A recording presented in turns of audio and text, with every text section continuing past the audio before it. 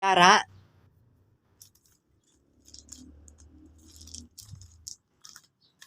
nagdedede na naman si na Kiara, oh. Nagdedala. Nagdedede na naman sila, ala. Ang sipag kasi si Pelisa na magpadede ng kanyang anak, mga kalisen. Ayan, oh, kahit sila, kahit malaki na sila, talagang pinapadede pa niya. Ayan, oh. Sobrang maalaga si Mama Kat Pelisa. Hindi ba masakit?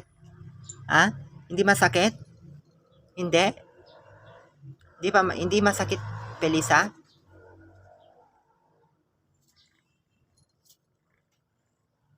Hindi masakit? Hindi daw. Hindi daw masakit. Sige, magpadede ka para lalong lumaki pa yung anak mo.